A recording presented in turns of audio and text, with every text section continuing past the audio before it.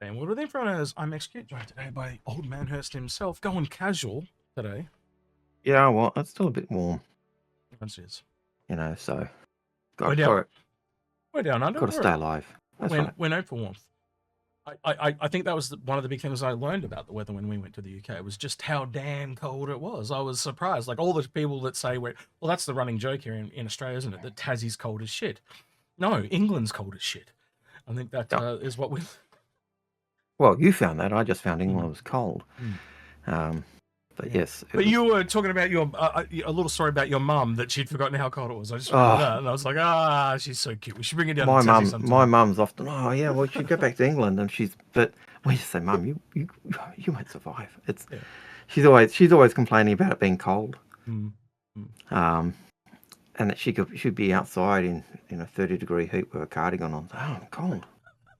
Mum, it's colder in England. Sounds like she's forgot. This is editing Execute and editing Algared. We forgot to tell you guys something, so we've edited this into the video. So if you would like to win Super Hornet Heartseeker package, thanks to CIG, you need to leave a comment below in the video, and you'll go in the draw. We'll announce it in a couple of weeks or so on our live stream. Yeah. And as a result of that, do what you do, and back to your regular program. So but anyway, today we're going to be doing a buyer's guide on the Super Hornet Mark II. This is going to be a supplemental that we'll release like during the week, but we're doing this like we do for all the new ships for posperity's sake. Going down the line, there will be doing a little bit of the talk of the Heartseeker as well, because that came out at the same time. So if you are looking at this, the Heartseeker stuff comes around every Valentine's Day. So if you are looking at this and it's not Valentine's Day, you'll have to wait until then to pick up the Valentine's Day stuff, but we will point that out as we go through it. Right, let's kick this off. Right, I think this is up there. So if you think of the Hornet, it is the first ship that the game ever made. I think this is the best variant of that ship they have ever made. From the outset, I'm just going to say it. I think you would agree with me on that. Yep. That's not its issue. No, it's a great looking ship. It's got a feel. It's got a chamfered look. It's almost like to put it into World War II tanks. It's a Mark III German tank versus the Panther. In terms of its chamfered look. It's just, so it's got all the cool feels about it, but as you said, that's not its issue. Before we get further into it though, I think you should go through what you were looking at, and you were looking at the differences between the two, and there is some substantial upgrades, isn't there? Yeah, I was a bit surprised by the armaments increase and a few other things. So just comparing the Mark I, the Mark I nose turret has 2 size 1s. The Mark II has 2 size 3s. So a bit of a jump? Only a small jump. The wing mounts were a size 3, they're now a size 4. And the ball turret, both size 5 mounts, but I'm not sure what the difference is on those. Given the ball turrets are both size 5, you should be able to swap and change those at will. The missile racks. If I remember my ball turrets correctly, now I could be completely wrong on this because that has been a hot minute. That'd be like 2 size 4s. Because it's got 2 guns on it. Used to be 2 size 2s on the ball really? turret. Oh yeah, because it's ball turret then turret. Oh right, yeah. No, you're right. But there was a variant that gave you a size 5 or a size 4 fixed in a forward position. So they were variants, but you can see this one's got 2 guns mounted on it, but I'm not sure what the sizes are. I'm not sure what the difference of the ball turrets are. I haven't been able to check that out. The other big difference was the missile racks. So the Mark I has 2 size 3 racks with 4 size 1 missiles on it. This one has, the Mark II has size 4 racks with 4 size 2 missiles on it. So instead of size 1s, you've got size 2. So everything seems to have been up-anted, which was quite nice. Oh, and it apparently has a third shield. From my testing, it flies almost identical to the other Super Hornets. I think it would be a little bit like comparing the Guardian to the Guardian Kai at the moment. That may change in the future, but from my testing, it was pretty much on par. It's probably slightly smaller in its rolling or something like that, but I wasn't able to kind of detect that with the kind of short time I've had with it because I've only had a couple of days with it. But it is on par to every other Super Hornet. The real difference, believe it or not, comes in the Valentine's Day stuff. So when we flick it over, there's got more stuff. I do have a question about the two versions, which we can't test at the moment, and that is on what's the effective armor, because the older one does look, because of its more boxy shape, it does look like it's got more armor. This one with its chamfered state may have less, but there's no way to really confirm or deny or check that at the moment. I'd hope it would be the same or at least comparable, but as I said, I just can't check it. But that's a query I've got. So the Valentine's Day stuff. Yeah, so because it's Valentine's Day stuff, I'm pretty sure we've got it down here if I could scroll down. They basically have this Heartseeker skin that comes with a ball turret for it. But basically this skin, well, they call it a kit, but it's like a skin. Similar to what you'd get, say, to a Saber Comet. It allows you to put an additional ball turret, which is a module, onto the Super Hornet, and essentially makes it a bespoke gun, which is essentially a ballistic gun with these massive big burr bullet, what do you call it, ammo feeders on the side. And from my testing, it is significantly more deadly than the kind of default, I guess is what I would call it. And there's a little bit of I have a bit of a little issue there as well. There's a plus and a minus. Actually, I guess there's two minuses and a plus. So you are getting a skin that now only used to work on the Super Hornet, now works on any Hornet. Then the negative side of that is it doesn't look the same on every Hornet. So it doesn't look like this. People thought they were going to put it on their ship and it was going to look like this. Some of the other Hornets just look white, or they're missing certain color panels because they are technically different ships.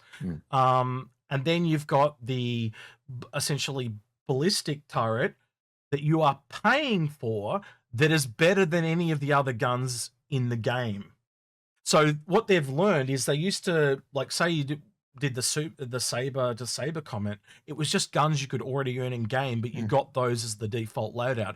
Now you're literally getting a gun that you, well, at least for now, can't get in game. And that's a little troubling. And again, if this is the first time they're doing it, you see where I'm going with this? Like, if they change it later, that's even more annoying because you're essentially paying for something that you can earn in game anyway. So there's pluses and minuses, or negatives and positives, pros and cons to all this that are a little bit backwards and forwards. I don't know. What's your kind of take on that? It is troubling, but it also, sorry, just peeked there. But it also is that sense of you're paying for a turret now that I fully expect to be available in the game. So you're getting that exclusivity for a period of time. I don't expect it to be a permanent exclusivity. At least I hope not.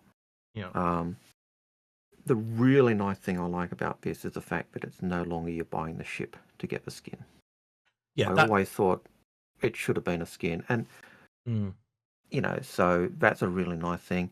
Well, we've mentioned that a few times about other ships, that they should retroactively go back and remove the skin from the ship and have it as a separate item in your inventory. But the fact that you can put it on your other Hornets is great. I don't really care about the other colours. What I'd care about is whether the nose art is still there.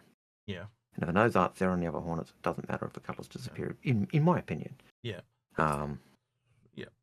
So it's a $30 kit. I think they're calling it the Heartseeker kit. I'm just going to call it the Love kit because it's easier to remember. But look, considering the old one was $15 and it was just a skin, And I think like even at $15, that's quite expensive for a Hornet skin. Most of the Hornet skins are around $11, and even then, most skins are based on the price of the ship. So there are like a zoo skin, for example, and I can show the example right here. If I can actually find it, just give me a moment. There we go. So you've got a $9 zoo skin and $11 Hornet skin. It's not based on surface area, it's literally based on cost, which I think is another weird issue. But Also, if you go up and have a look, there is actually a Warbond version of that skin available for $5 less. But they seem to be indicating that it had the armor in it as well. So my question is, does the Hornet Heartseeker upgrade kit also come with? Interesting. I didn't notice that. Yeah, so if you pay cash, okay, so that's for credit. Well, at least that I just assumed it was for cash. Yeah, I'm wrong there. So well, that actually that's a good thing. Then, does the base kit have the armor as well? No, it doesn't because they're switching. So just based on that, don't buy credit version if you're after it. Get the $25 version. At least get the armor as well. So get the armor, the turret, and the skin. That makes that. Oh no, it is there. No, that's the Warbond one, and that's the normal one. So yeah. Then I certainly wouldn't be buying a credit one, and I'd be possibly considering paying cash if I wanted it. Yeah, just because I get the extra armor as well. Yeah, it really depends what your money is. Again, look, again, some people don't need the armor. Armor's pretty easy to get in game. Again, don't let us dictate your financial incentive. For me, it's just that if I'm gonna buy the kit, that's the better value kit to get. Yeah. That's just Well, I think we can say there's a positive there that people can pick what they want. Right. Yeah. Let's get back onto the ship because there's still a few things we've got to go over here with this. I think what it really comes down to, Algared, we've talked about other Hornets before in the past. As I said right at the very beginning, this is probably the pinnacle of the Hornets, and I think we've looked at how heavy fighters operate and light fighters operate. Medium seems to be like it's going to be the sweet spot, but this final resting price of the price of this thing is $240 once it's all said and done. Now, yes, right now you can get it for $220. So if you are going to buy in, now is a really good time because you're getting it for $35 instead of $55 extra over the regular Super Hornet. Yeah. But until we actually see it in game, like down the track with all the other fighters in, it's like CIG is essentially pitching that this is the best of the medium fighters because it's only $10 less than some of the heavy fighters, and they're actually up. The Hurricane, as an example, is priced cheaper than this. And the other thing to remember is this is not a military vehicle. This is the F7C and the Super Hornet. That's a civilian version of a military craft. It's the closest we can get to the what is it? The F8 or whatever the F7A Mark II. It's supposed to be the closest we can get to it. Will there ever be a F7A Super Hornet? Yeah. With what they did with the old kits, they forced them into ships. So you probably can't get them as a thing anymore. So we'll have to wait and see. I do like the idea of a Super Hornet with a co-pilot. I just think that just adds to the gameplay. It gives you the choice of using a partner or not using a partner. But that's just me. That for now, this is probably the pinnacle or the F7A, depending on what you like to there. But if I was going to say the F7A would be the pinnacle because of the military variant, and this being the civilian variant. But you get two people here, so that's we'll have to get in game and test that a lot more extensively. And I think I would probably honestly pan that off to some people that are better at combat than us. So go out to your Avenger ones and those people that specialize in that and ask them what they think is better. But we would probably say it comes down to whether you want to play with friends or not. But I think if they bring out a military version of this, then that would remove the argument. I think you would agree with me on that one. Yeah. And And the only reason we've raised that is because in the past, COG have said the F7CM is the closest you get to the military version. Right. Whether that's still the trace or not is yet to be seen. So what we wanted to actually wrap up on was this. So you have to envision that this is actually the Mark 1 Heartseeker, right? But I want you to envision that this is the Mark 2 Heartseeker, right? Because it's not in Hanger Link yet. But that's $240. So's that. And I think that kind of tells you our problem with this whole thing. In no world can a ship that small be equal that a ship that big. This is a 4-player ship versus a 2-player ship, and it's generous at 2-player, right? Because most of the other ships this size are 1. So as most fighters go, this is being generous. But in no world are those 2 ships equal. Well, even just looking at the weapon mounts. 2 size 3s versus 4 size 3s, 2 size 4s versus 4 size 4s. You've got the ball turret mats kind of there, but then missiles. Even more simply, Algared. Remember back in the day, they said it would take 2 Hornets to take out 1 Connie. And this is way back in the... it was 3, but we'll always argue on that, but it was... Even then, they don't equal. You get my whole point, right? Well, 3 makes it worse, right? But it doesn't matter. So let's just say 2. 2 of these don't equal that. Like that, they still don't add up. They're just not physically the same size. They're not going to do as much gameplay. They're not going to be able to go as far. They're not going to be able to do any cargo. This has a Merlin on the back as well, and that's nothing to snub out as well. Yeah, you just can't compare. And this is all the things you and I talk about. Yeah, it is absolutely 100% the reason why we say fighters are shit. And we're literally sitting here saying that this is the best. And Mark II, remember it's Mark II. Yeah, Mark II. The best fighter, one of the best 2 that you could probably get in the entire game when it's all said and done. And it still is something that we'll learn in game. But when you're looking at it in terms of cash, and you're laying out your cash, and you got your $240, which is the best ship to get for you in terms of giving you the variety of gameplay, and I can't see the Hornet doing that. It just and it's not the only reason. Like we can add a few other ships in here that are around this price point, like the Ares, the Scorpius, and stuff like that. And then you can add in things like the Corsair and the MSR, and like it's the same thing when we talk about any fighters, whether it's the F8 at the top and the Arrow at the bottom. They are, I think it is at the bottom, but anyway, you get my whole point, right? Is that whole gamut? There are just so many other better ships in there that we've met. All the ones we've mentioned in this episode that are just bigger than it. They do more. But if you love your combat, you're paying an absolute premium for these. And this is a part of that earn down economy we talk about. Whether you're talking about a ship that's right at the top like a Kraken and earning down, buy the Connie and the Hornet in game. Yeah. All right. And that's, Anyway. Is that does sum it up, does it not? Right? That sums it up. Can't go any more than that. That is really where we come from. It's just and some of those bigger ships are cheaper. That's what's so damn scary. Like I said, the Zeus versus the Super Hornet. Yeah. It's a 3-person ship versus a 2-person. Learn to count a 2-person ship, and it just doesn't add up. So what would you like to hear from people in the comments below, on the Super Hornet? Well, what do you think about the new Super Hornet? Do you like the way they've broken off the Heartseeker and given it a kit? What don't you like? Now, I forgot to talk about something that I've just remembered from my testing. There are no, and I repeat, no component openages on this thing at all. Anywhere. Right? So you can't just open and there's a module there, right? So at some point that this thing is going to need a pass.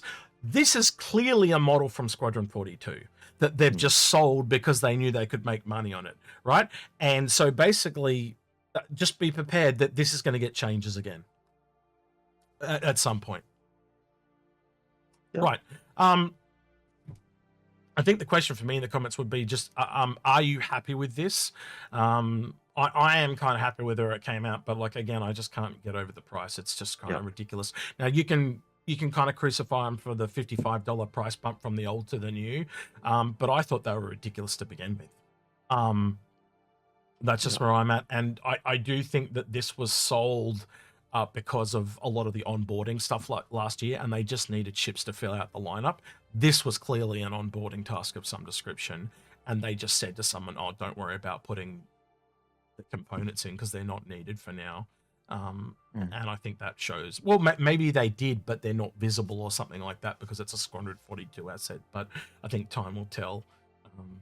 Yeah, I don't know. Anything else you want to add, Algared, or we'll leave it there and sign off? Nope. Saying more about fighters, I'll be cussing. That's likewise. All right, then don't forget to like, subscribe, ring that notification bell, and thank you to everyone that went Patreon the extra mile at the end of the video. All right, with that then, he's been Old Man Hurston himself, Algared. And he's been Execute, and we're out of here. Take care. See you, citizens.